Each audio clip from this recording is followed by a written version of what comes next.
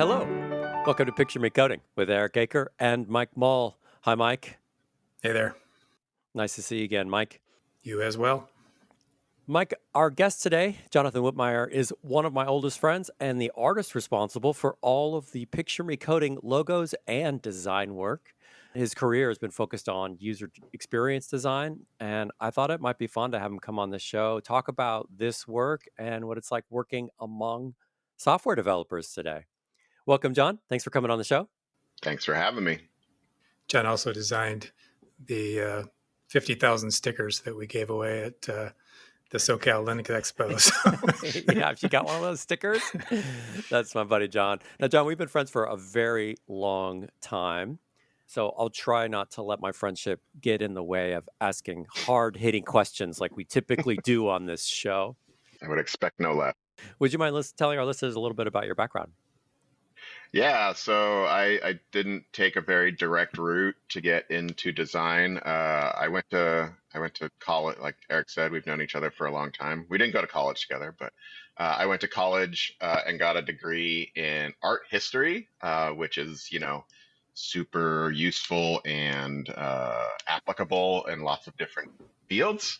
And so after college, my immediate need for money got me into kind of more of an admin role, which I proceeded to work in some form of office admin managerial for about 15 years. That was not very fulfilling, not very fun. Finally, in around 2015, with some nudging from an at the time girlfriend and other people in my life, I decided to quit my job and sign up for a 10-week UX immersive course through an organization called General Assembly. So for 10 weeks, I did that. And then afterwards, basically my life was spent trying to break into professional UX design. And finally, in December of 2016, I got my first design job. So it took about a year and a half of sleeping on couches and trying to figure things out, but I eventually broke in. I've been doing UX and product design is sort of all the titles that I've had have been product design titles. It's one of those things where there's a lot of nebulousness or ambiguity around titles for this kind of design. And so I've kind of just been working in some capacity of designing digital tools for companies. Digital tools. I like that phrase. Yeah. Yeah. I've worked on web applications. I've worked on internal tools. I've worked on apps. I've worked on, just little widgets and software, and that's about it, I think. Yeah, I thought it'd be interesting to talk to you on our show because Mike and I talk a lot about software. We do talk about computer science. We talk about the industry a little bit. We talk about what it's like to build and release the stuff, like as sort of journeyman software developers, as programmers.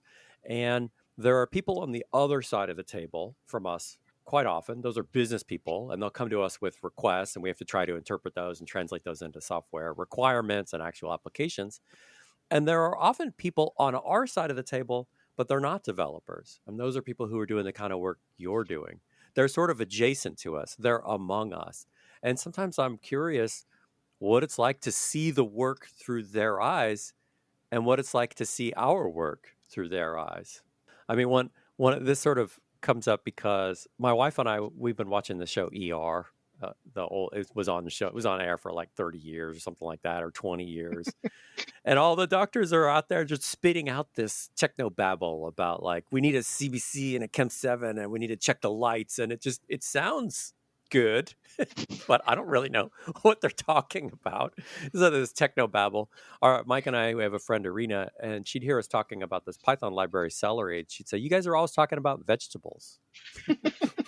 So I guess I was curious from your perspective what it's like working with developers and sort of among them. But I wonder if we shouldn't talk about more about what UX means before that. Should we do that first, or? Yeah, I mean, it's funny because, like I mentioned, I didn't really take a sort of typical route to get into design. Like I don't have any sort of scholastic rigorous background educationally with regards to design. So I had to look up some of these details about UX and the history and like kind of like where it originated and kind of like how it came to be what it is. So Well, but I would think the art history is foundationally useful, right? yeah, I mean, there's a lot of like principles, like a lot of sort of like the visual design principles, things like hierarchy, balance, color, all the visual aspect, but the UX is a lot more holistic. UX encompasses like it's become kind of, and this is something that I've always noticed whenever you are talking to me about design work is you do seem to kind of focus on the visual side. You're like, oh, I'm no good at that stuff, and it's like, all right, like I'm terrible at color. I'm not very strong at typography, but like UX and sort of the product design encompass a lot more of the like psychology and sort of like trying to understand people's, how people think, how people do things, how people want to do things, people's expectations, how people react, like emotions, how like what kind of emotions when they're experiencing things. Like UX is a lot more holistic, and I feel like in the industry in general, there's been a lot more or a lot less of that sort of, there's only like that surface level understanding, and people kind of tend to forget how broad it's kind of intended to be. Is there like a clear dividing line between user experience and design, or is it like a subset? I think a lot of times informally people think of UX people as being one thing and design people as being the Hmm. people who are concerned about like colors and icons and fonts and that kind of stuff.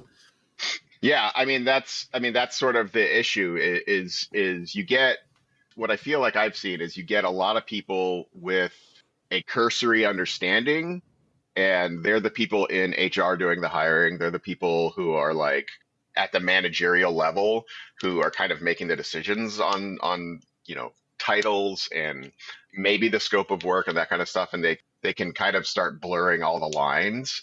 Like UX, strictly by definition, they get as broad as, one definition was all possible aspects of a person's interactions with a company and its products or services.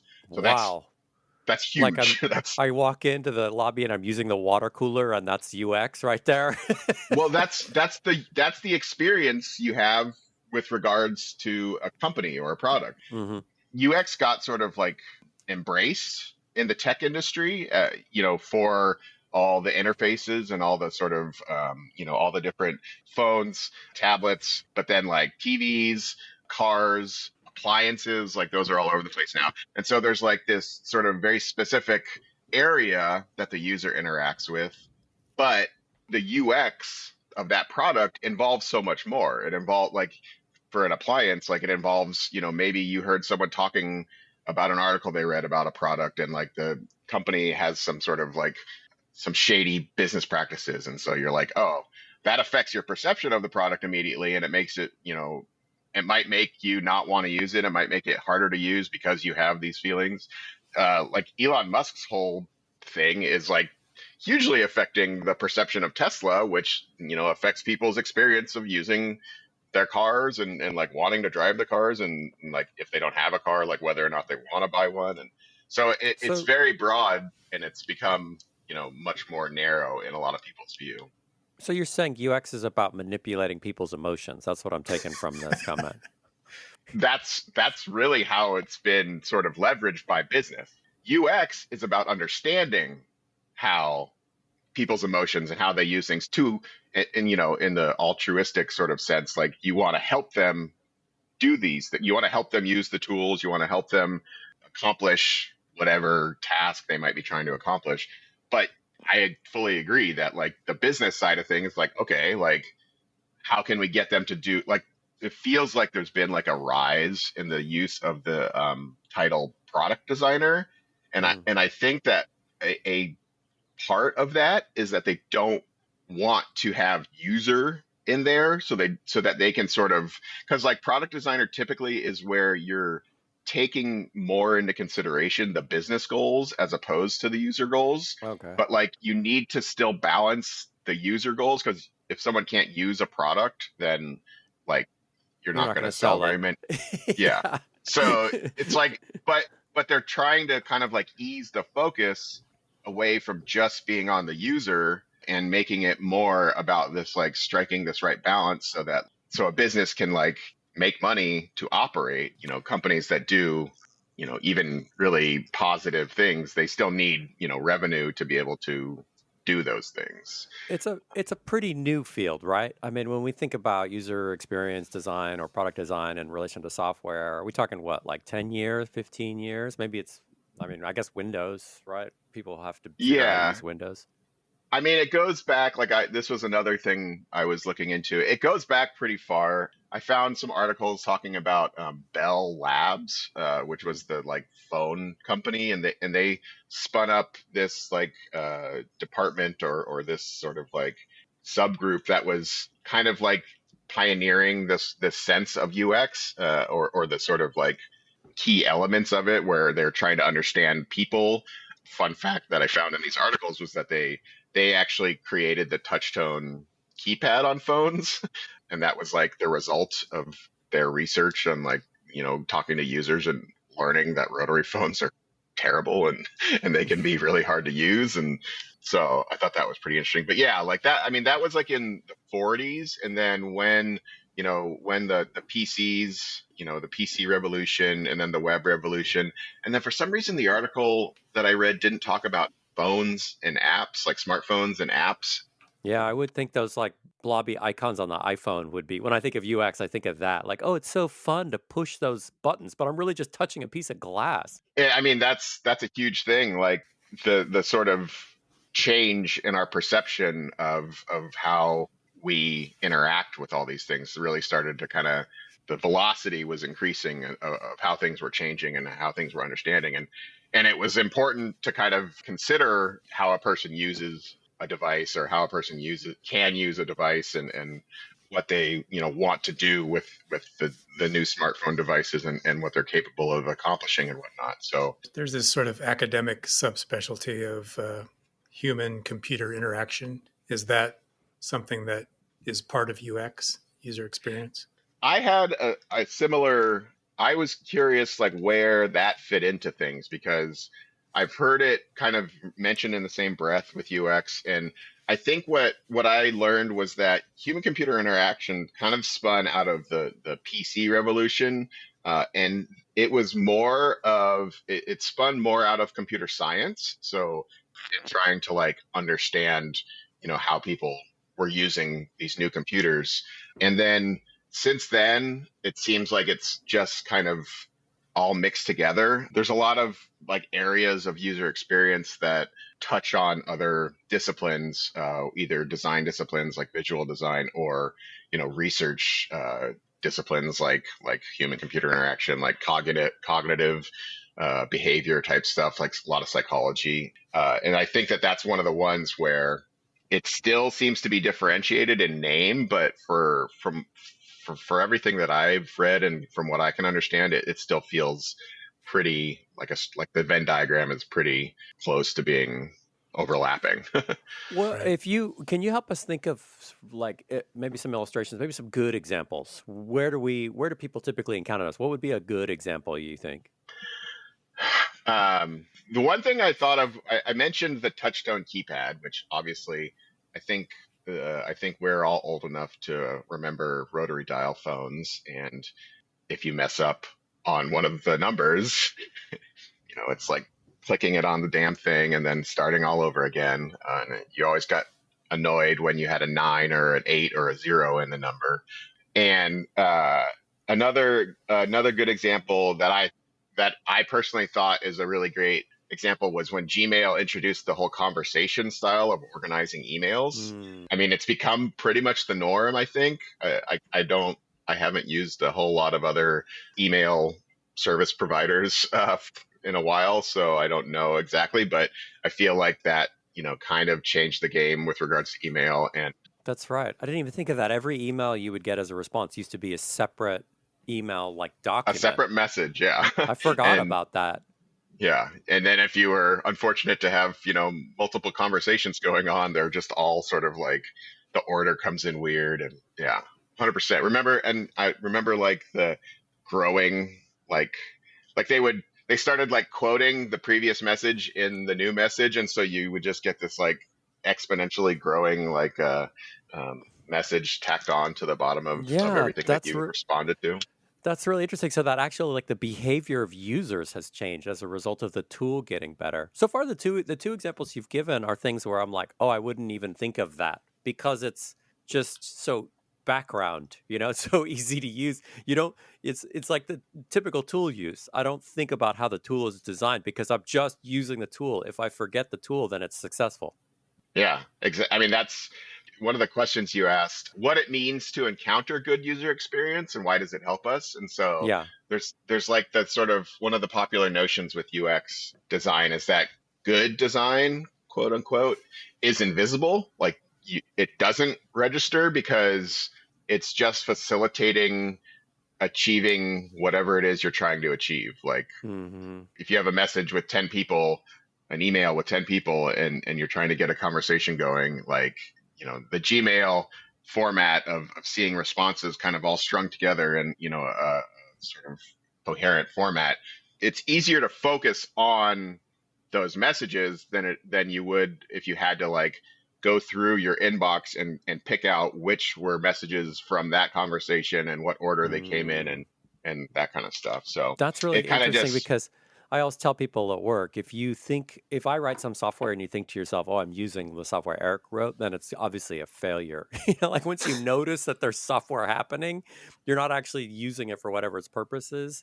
It's the present, the existence of it is like present in your brain. Then it's going wrong. There's something bad happening. And that's the same as like Right. if yeah. I watch a TV show and I think, "Oh, the writers are structuring this in a way so that they could do this other thing." I'm no longer just watching the show. I'm like piecing it Yeah. apart, and Mhm. the construction of it has gotten in the way of my ability to use it, to appreciate it, to consume it. Right. But then you can turn that on its head and use, break the fourth wall to kind of like use that for an effect, which is like something UX can do, and I'm sure in development you can do that too if Hmm. it makes sense or in some Can we capacity. do that? I want to forget. What about crappy UX?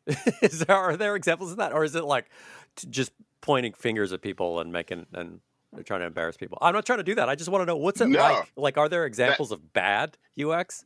well, I mean, definitely, it's like like what you just said. Those times when you aren't thinking about what you're doing and start thinking about everything around what you're doing. Like why isn't this button working? Like when you go to click a button, like the design is very subjective, like visual design, and even like the sort of interaction design and like how things work, can be very subjective. And there's products that I just think are dumb or don't work You don't very want to well. call them But out, though. I well, don't want to put you on the no, spot. I mean, We shouldn't throw Microsoft rocks. operating system, Microsoft, Windows? you there, yeah, like Windows. You always had, these kind of like Apple versus, Windows, Mac versus Windows thing. But it was like when I had to use Windows for work, I hated it. Like it was just like, oh, this is gross. Like I can't find things very easily. Like I was definitely like I fell for the whole like Mac is easy kind of thing, but I also thought that it was like it made more sense to me. And people who were like diehard Windows fans, which I didn't know too many of those, but they were like, I feel like theirs came from having had to use it for so long that it was just more familiar to them now. It Mm. wasn't necessarily like an instinctual kind of thing. Oh, so like Stockholm syndrome UX. You could This do that too, I guess. A little bit, yeah. I mean, one of my roles, I was building internal tools, and internal tools. I don't know if you guys have ever worked on those, but those are often they don't bother hiring designers for those because it's like it feels like an extravagance, and Mm. it's like you're not building something to try to it's not you're not trying to sell something like as a product. It's like a tool. It's like you're trying to build these tools to be able to achieve something in the company. But Hmm. if you spent a little time and made those tools better, how much more work could people get done, which I hate kind of saying sometimes, but like how much easier could the work be for those people, which I like thinking about. Like you can improve efficiency, you could make it more visually appealing, which would make people like, there's like the aesthetic usability effect where like people, when something looks nice, people honestly think it works better, like even if it doesn't, which I think was Oh, one of that's Matt's interesting. big asks or gets or whatever. I always thought Apple, they made things visually nice. Like Windows, had that sort of like blocky sort of like Khakis and polo shirts. I got a start button. Sorry, yeah, Mike. pocket protectors. No, but like there was a more, and that was always sort of a delineation where like a serious, person was more interested in using the Windows because there was a certain level of power based on like the freedom of like what you could do with it. And Mac sort of limited that, but made it look really nice. So you had like all the, people who wanted something flashy and sort of slick. And I feel like that sort of understanding of the impact of aesthetics has sort of finally bubbled up to the top. But you still see it in things like internal tools. Like you still see it in companies building, something for, that they need to do for a task, and they just don't want to invest, anything extra. Like they want to just, do the bare minimum because they don't feel like it's worth it. But Yeah, you got a captive audience. Where else are they going to go to yeah, file exactly. their I HR mean, claims or whatever? exactly. Sadly, I mean, I've been on the job hunt for a while, and so I'm applying to all these jobs and having to fill out all these applications, and it's the exact same thing where there's a very stark difference between, and there's like, it's like the same thing with like the Windows and Mac. You have like some of the older companies who are just like, well, if you want to apply for a job, like you got to go through these, or you got to do what we want you to do. And if, Hmm. but then there's the newer startups who are trying to make it like a smoother kind of process and make it sort of as painless as possible, for better or worse. So I wanted to ask if anybody still reads the book About Face. I have that somewhere. I think when I was doing that immersive class, and I was like just kind of keeping an eye out for any sort of source of new info and stuff, like that was pretty high up on a lot of people's lists about learning about interfaces and things like that. So He had one of my favorite UX principles, which was don't interrupt the proceedings with idiocy. that's That good. sounds like a Mike That's aphorism. really good. In the day and age of like pop-ups and whatnot, you get a lot of the business side of people wanting to insert something in as many places as possible. Even just on like a nice clean, like a dashboard, they want you to throw in some sort of nudge or some sort of call out for upgrading or a feature that they haven't signed up for, or maybe they need more seats to collaborate better, that kind of shit. I So actually have a friend. I won't name him, but I have a friend who's partially responsible for that thing where when you start to move the cursor toward the corner of the page, it says, "Are you sure you want to leave?" oh wow, really? That's really funny. I don't think I've seen that in a long time though. So John, you said, but way when you started, you said, I'm terrible at color. I don't even understand what this means. And I have this assumption that to be able to do the work you're talking about, that it's like you either have it or you don't. I consider myself to be aesthetically inept and clueless. Could I learn to do this work? Can it be learned at all? Or do you just have to have it? so again, that's a very there's a popular thing in UX with it depends. Like you say, it depends because everything like UX is really dependent on understanding a lot of different things. And so that question makes me think like, well, I fully agree that there isn't a talent or like some people have a inborn ability to like see things a certain way. It's like artists, it's like Designers. musicians. It's like, yes, there's a certain element of it, having that talent is definitely beneficial, but like I said early, like UX encompasses so much more than just the visual design. just the like what you see. So there are aspects that, if you don't have the visual talent, the visual design side, like talent per se, you might be able to focus on, a different part of it, like the research part, like the psychology part, like understanding people, Okay. or working with people, like communicating with people, like testing is a big part of it. And that's something that I think I kind of struggle with. I've found that I can assume a lot on the other, like when I'm either doing user testing, or even if I'm like working with engineering or stakeholders or whatever, like I assume that they have some level of understanding of what I'm talking about. So I might gloss over certain details, and that can be detrimental to like communicating things. But like a lot of going back to color specifically, like a lot of aspects of color theory is theoretical. Like you can understand like the triad, or complementary colors, or Mm. adjacent colors, and even how colors in the browsers are built, like with hex code. Like I remember when you were trying to teach me how to code, when you were like trying to teach me how to do, you know, the different, I don't even remember what they're called, but like binary, but then like hex Encodings. code. Yeah. That's, a lot of designers probably don't realize that that's like a decimal system. Like Hmm. it's like something A different number than just, system. yeah, exactly. And so you can learn those things, and you might not produce the same designs or have like the same sort of attention to the visual side of things, but it's like you might be able to structure them really well, or like know how to suss out certain interactions and things like that. So Yeah, it was yes, you can interesting you learn talked it. about a color wheel. It reminded me of musicians. Like you could learn music theory, learn the circle of fifths, practice your scales and stuff. You may not necessarily be a phenomenal musician, but you could learn to play. Or yeah, and it's like sports. Like somebody can learn, all of the mechanics around a sport. They may not be able to play it as well. Like So I don't necessarily have to be innately good at this to still be able to learn how to emotionally manipulate users through my software.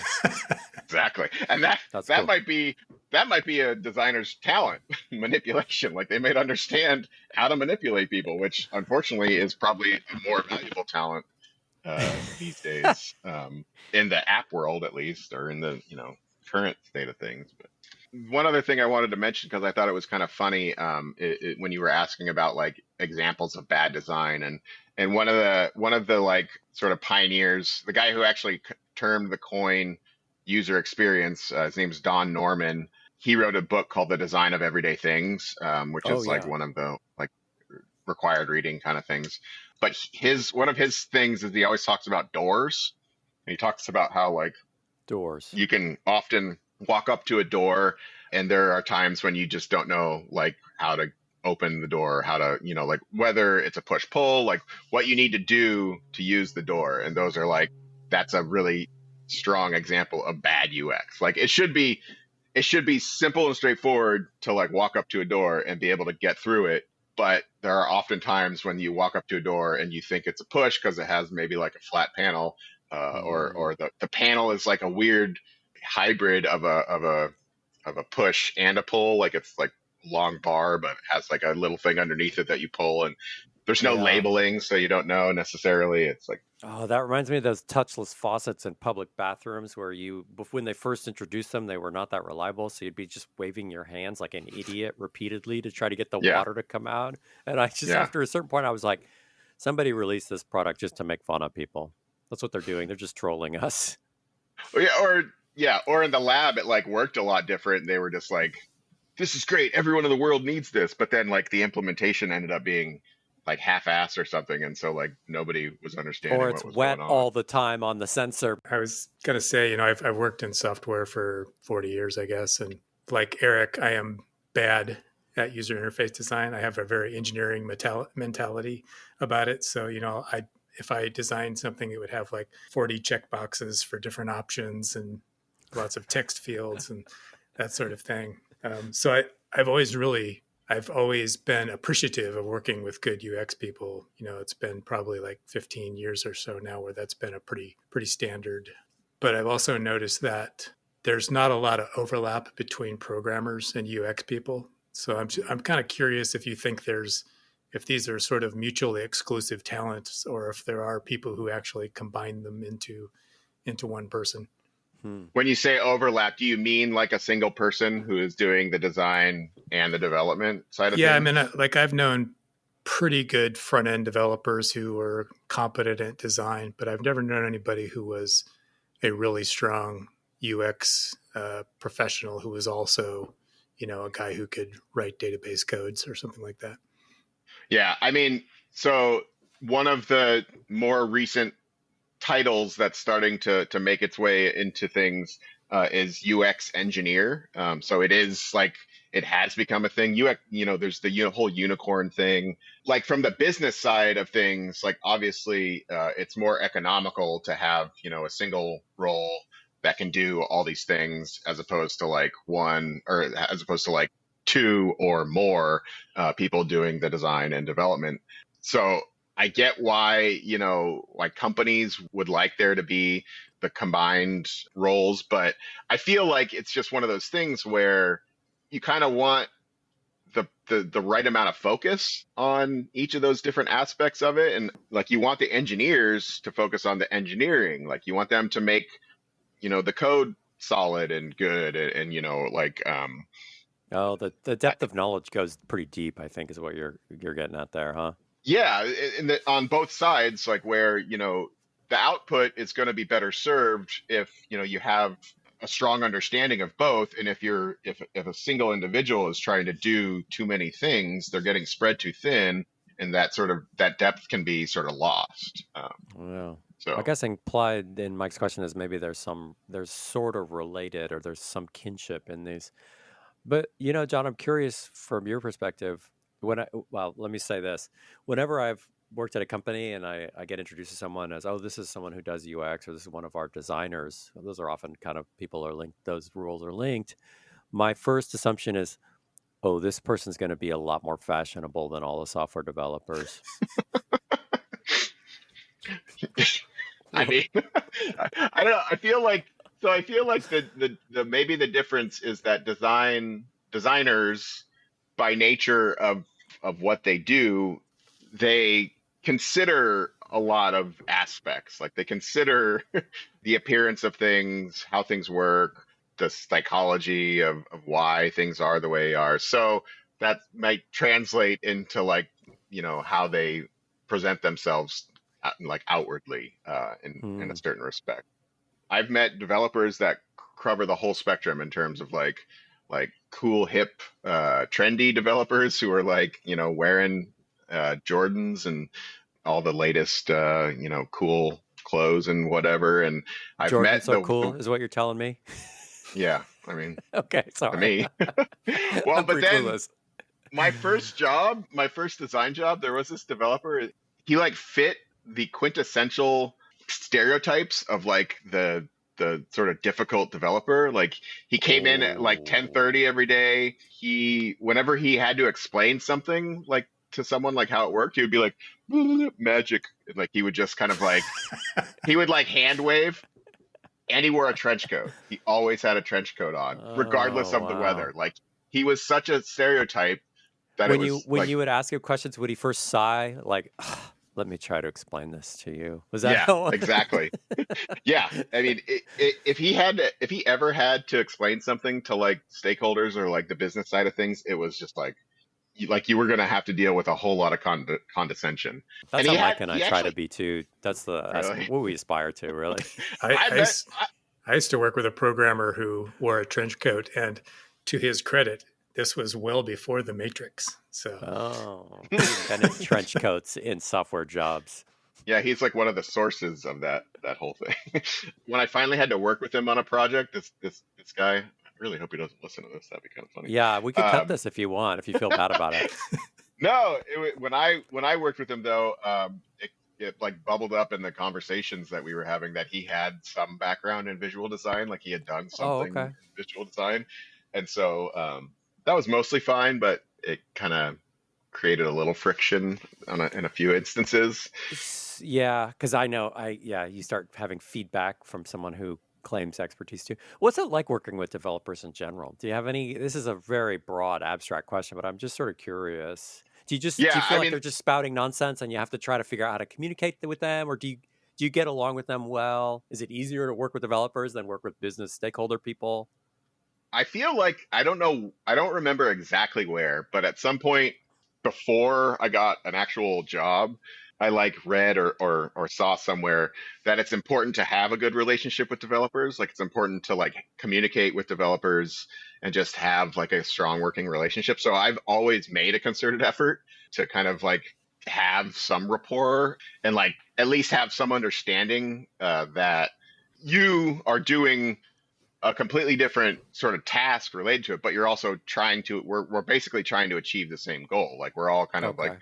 we're all on the same team. So I've just always tried, and I think by nature of like the roles that I have had, how they were structured, like I was always embedded like with the developers. Like I was always Yeah, like, I've seen that a lot. all my roles, I've been like basically the only designer. And so Hmm. I've always been a part of the like engineering team basically by sort of by default. Like I was part of a product team, but the product team was on the tech department. So the product team itself was on the engineering team. So I don't know.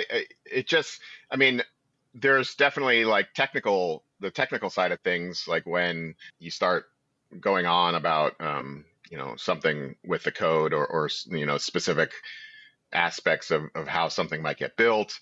I haven't put a ton of effort into trying to understand that, mainly because I'm focusing my effort on trying to understand design and like Hmm. trying to grow in my knowledge of the design side of things, just because I feel like that's what I should do. Do you ever um, catch developers saying abstract terms just to sort of confuse things and they're really bullshitting? You ever catch people bullshitting?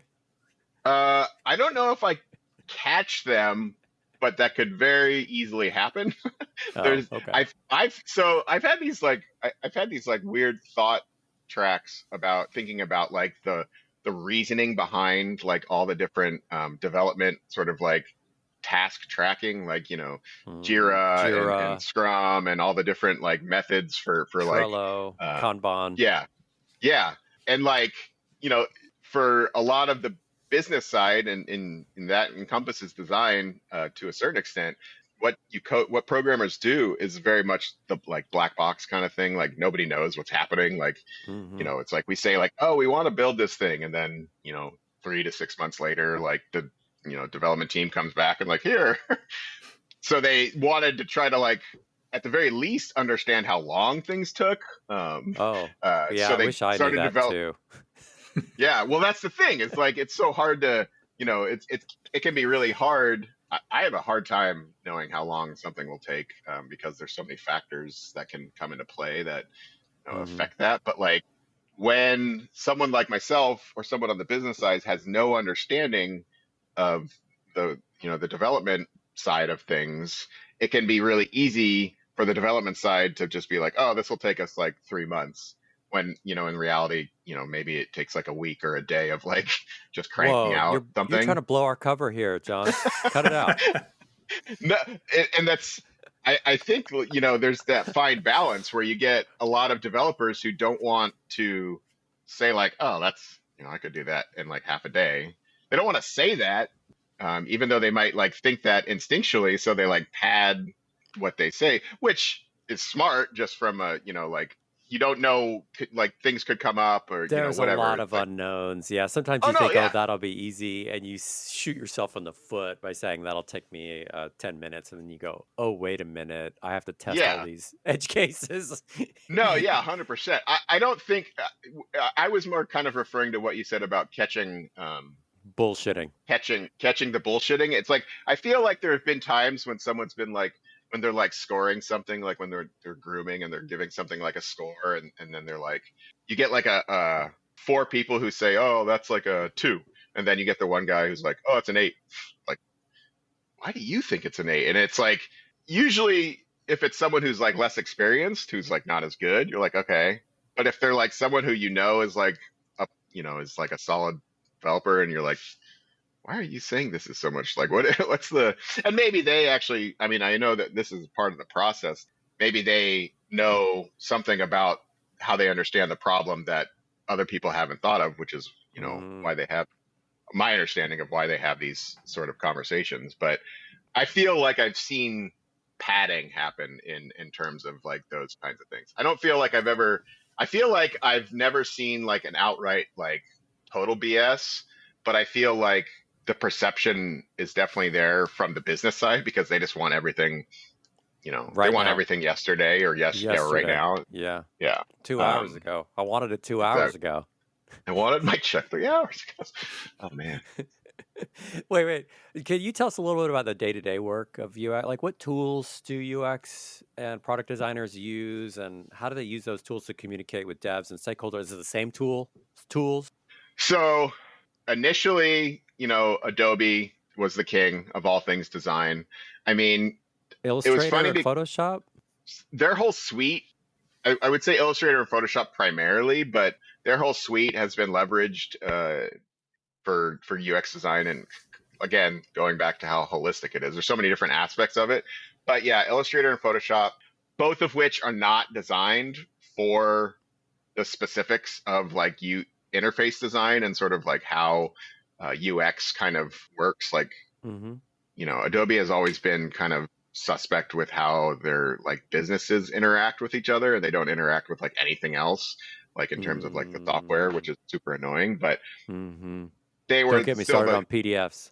I mean, yeah, they were still the leader in everything, but with UX kind of becoming this this sort of requisite element in the process of developing software and apps and all this web stuff, tools started coming up that were more tailored and focused to that kind of work, and it started to like nudge out Adobe. So like Sketch was what I always hated Adobe products because I would open Photoshop and I would look at it and I would immediately be overwhelmed, and it would be just like Oh, there's so much shit on the screen, there's so many tools, I don't know where to find anything. Like yeah. And like there were these like it's 6 different clusters of things would pop up, and you'd be like, "What is that? 100. A layer manager?" And Yeah, it was intimidating. I was intimidated, for better or worse. And then I first started using Sketch when I took that immersive course, and Sketch was so like it was like pared down. They got rid of all the fluff. They got rid of all the stuff that was sort of like debatable as to its usefulness in terms of that kind of design. And I was like, oh, I can handle this. I can consume this, and I can start playing with it and figuring it out to learn it. And then since then, I've moved on to Figma, and Figma took all the best aspects of Sketch, that simplicity and the focus, and then they started powering it up with a lot of useful tools. And then their sort of like real kicker was their collaboration side. So they oh, from day one, they built their tool to be able to have like live collaboration. Like you can open a design file and you can be in it with like 5 other people, and you can kind of like okay, work on stuff together. okay. So Sketch wasn't built for that collaboration side of things, and it wasn't built as a tool for working with developers. Like it was a visual tool. There were a lot of third party tools. There's something called Zeppelin, which like you could upload your designs to, and it would do certain things. I mean, you can only do so much, and then Figma has it built in. So Figma like combined those things, but it only gives you so much information about the designs because there's only so much that you can kind of pull from the actual like elements on Mm, the design. So like the mm-hmm, text, the lines, the boxes, the icons, anything that's mm-hmm. actually a element of the design, but it can't do like interactions. Like you still have to kind of spec those out and kind of, Oh, okay, like okay. kind of write the expected behavior. And so you're like kind of like Mm-hmm. writing requirements Click on basically. this happens. I remember years ago I would get these. I think they came out of Photoshop, but I would get these designs and it'd be like, here's the hex code for this part of the page, and here are 2 boxes, and they're going to be 20 pixels apart at this screen resolution and screen width, like if you're on mobile and stuff like that. That's what I used to get handed years ago. Yeah, that was like the early stuff. I mean, I say early. That was like the earlier, the tools hadn't quite reached the spot of removing the necessity for that, the Mm. necessity for specking out all those details. Now it's like almost 100% standard for like Figma has made it standard that you just have all that information like right there. Like you send a link to the developers as opposed to like a document, and they can get in Mhm. there. I mean, the thing that and something that I've always tried to do in my roles is like, check with the developers about their familiarity with Figma, and if they have, any questions, or they want me to like run them through Figma, and like kind of give them the lay of the land so they can figure it out. I feel like a lot of developers, correct me if I'm wrong, but I feel like a lot of developers would like to figure it out on their own. Like they want to sort of like be able to know, from their own sort of understanding how the thing works. So I don't get a lot of people taking me up on that offer, like to show them around. But every so often, someone is comfortable enough to let me Year, kind of. Years ago, I got one of those designs at work, and this was back when I was doing a lot more full stack stuff. So I was doing back end, I was doing front end, I was even doing CSS. I'm horrible at CSS, and it's kind of like a screaming fit every time I have to do it because I'm just terrible at it. And I remember this design had like pixel width for these boxes I had to float on the screen. This is an internal tool. It wasn't going to be an external product. It was also a POC. It wasn't sure that the tool was even going to be used, and it was like a dashboard. So like somebody would internally, they would log into this thing and they would do sort of like a data entry role using this thing I had to build. I was just building that first page, that dashboard. And then we had one designer we worked with, and she had an art background, like a fine art background, I think. And so I got this ticket, and it was like there were hex codes for a lot of these boxes, but then there was this color in the background and it didn't have a hex code. And so I walked over to her desk, and I was like, I don't really know how to finish this. I've got these boxes on the page. There's some colors. I don't know what the hex codes for the colors are. And she goes, oh, every single box you see on the page is a semi-transparent gradient, and it's all based on the same gradient. And it just, as you go like surface wise, as you go like higher up on the page, the transparency reduces. And I was like, yeah, I'm not going to do that. I just need a hex code for this background. And she just looked crestfallen, like she had a vision, an artistic vision for this page. And I just pretty much told her, yeah, I'm trying to finish this ticket. I'm not going to do that. I'm not going to do your vision. I like that you mentioned her having a fine art background, because I feel like that is kind of the telling element of that story. like I think like a designer, part of design, and the biggest, I think, in my opinion, the biggest differentiator between like design and art is like design is about solving the problem and like working within the constraints, and art is, expressive. Like you're trying to express something. You're trying to, you want someone to see this gradient color thing. What I've come to do is try to get the understanding of what's actually achievable. And I know like you could have done what she wanted. Oh, yeah. This is It before CSS preprocessors. So But I think you could have done it. It just would have I been could have a done it. crazy, it would have been Yeah. like some maybe hacky, like crazy solution that involved a lot more. It's like, it's just not as simple as like, oh, you just do a little gradient with the visual thing and that's what works. It's fine. I felt like But a it's jerk also, for saying, I'm not going to do that. But it was also like, I'm not going to put all this time in to achieve this vision. I yeah, don't know. I remember that story because I felt a little bit like I really disappointed this person. I just pretty much said, no, I'm not doing that. I mean, that's another aspect. Like a good designer, I think has a level of understanding that a ton of their work is going nowhere. Like it's Oh, sitting in Figma and it's going to eventually get deleted like years down the road. Like oh, that's interesting. I mean, a lot of it is like an exploration. Like you're just kind of like messing around with possibilities of like a layout or something, and so you're not intending it to go anywhere. But a lot of other times you'll come up with like a nice set of designs for some given project, and then like, oh, the business decided that we're not going to pursue that, or we're going to deprioritize that, yada yada yada, and then you go away, and or you get another job, and so it just gets forgotten in some file Mm, somewhere.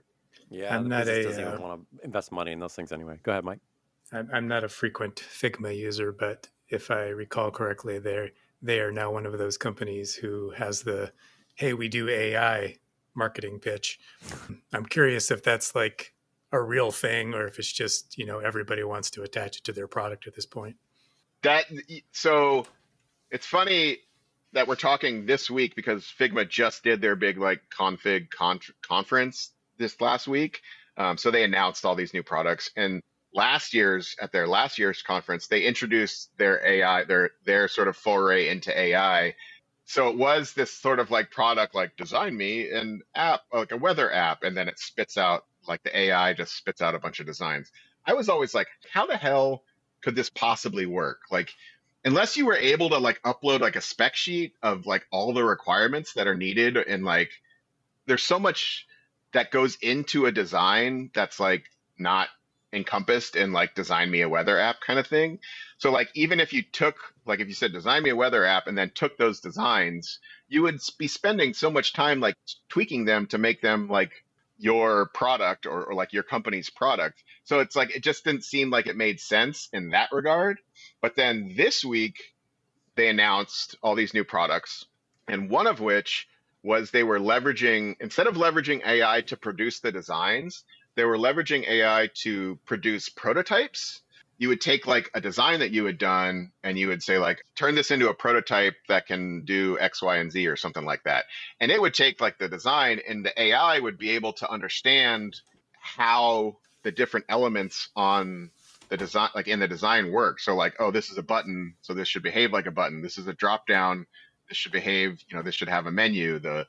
I thought this was like a smarter way of leveraging AI with respect to design. Like some people like the generative side of AI with design, but even that is only used as like part of the like ideation process. Like it helps you, produce a bunch of options to look at and kind of like figure out what works and what makes more sense and what doesn't and things like that.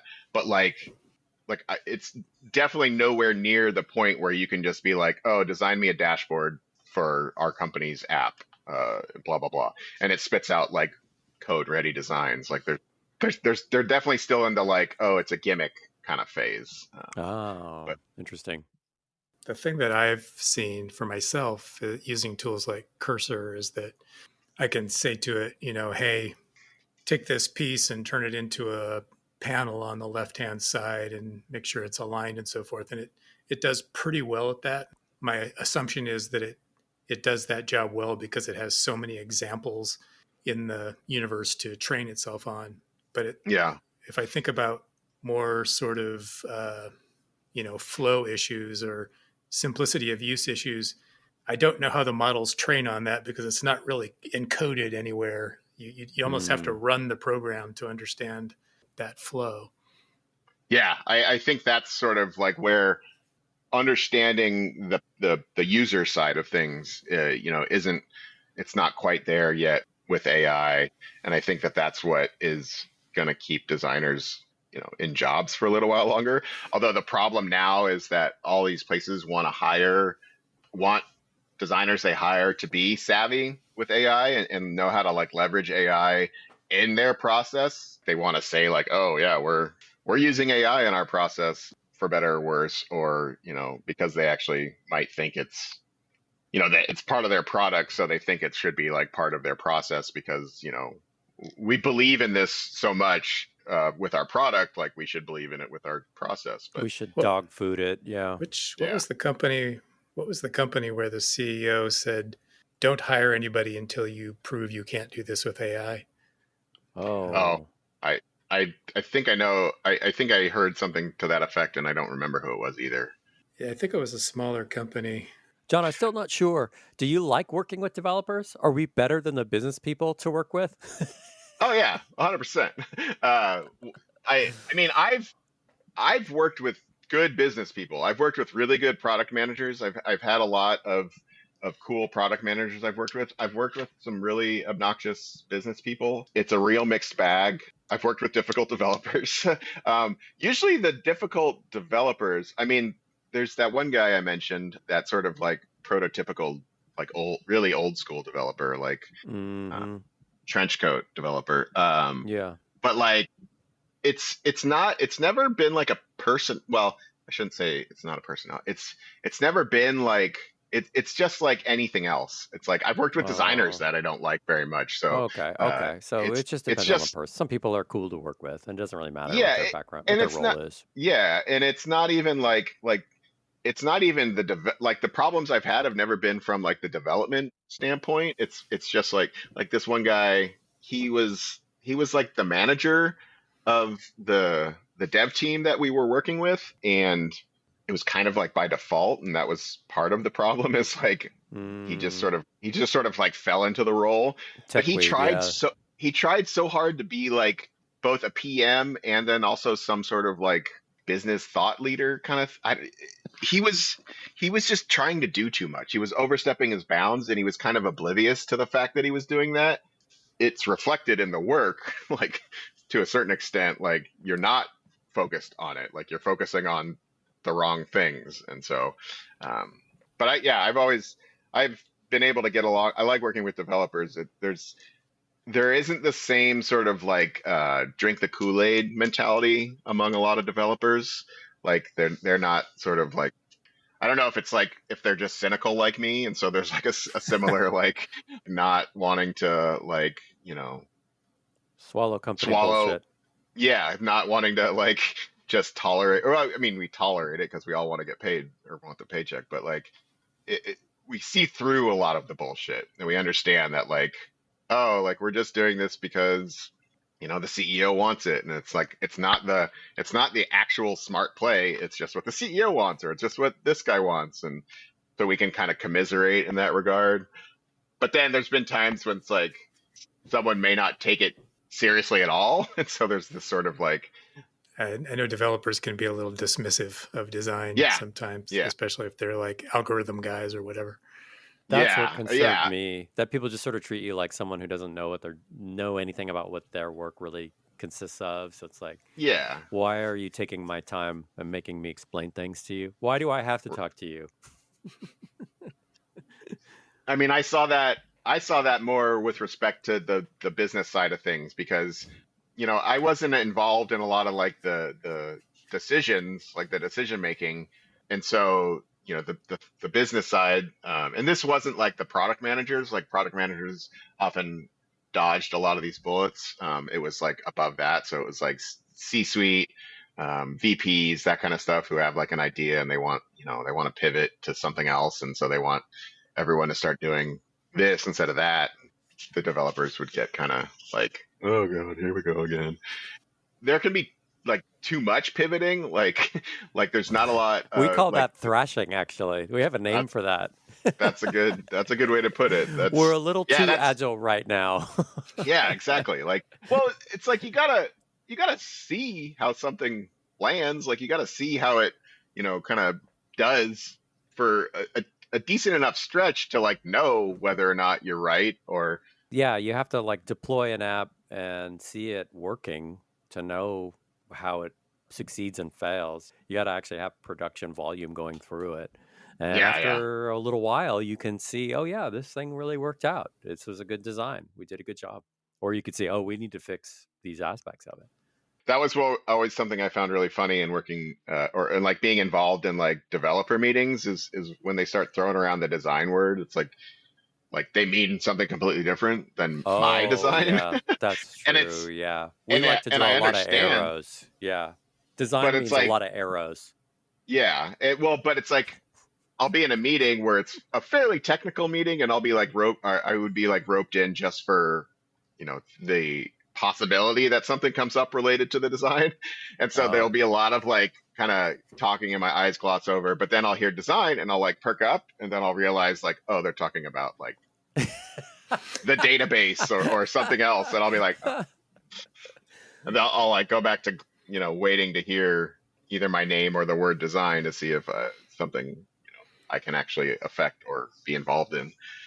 There are too Yeah. few words. We should probably use German for some of these ideas.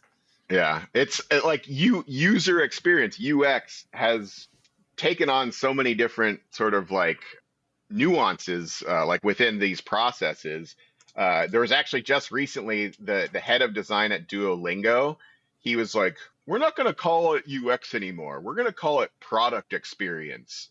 and to me that was like an extension of product design, and like kind of like moving away from the focus on the user to more of the focus on the, business side of things, or at least like striking the balance with the business side of things and the user needs and whatnot. But the guy Don Norman, who coined the term user experience, he like commented. It was on like a LinkedIn post, and he like commented on it, and was like, "Yeah, it's like that's fine, but we're all using the term user experience, so why don't we just keep using the term user experience and like not throw something else out there?" It's like it just seems like it's that thought leadership thing. Like he just wants to kind of like be like, "Oh, look what I did! Like, look at this cool term Yeah. I coined or whatever." Mike and I like to do that too. Name stuff that exists and take credit for it. That's why we have a show. Nice. Yeah. That's Well, smart. John, thanks so much for coming on the show with us today. It was great having you. Yeah. Thanks for having me. This was fun. So this has been Picture Me Coding with Eric Aker and Mike Mull. Our guest today, Jonathan Whitmire. And we'll see you again next week. See you next time.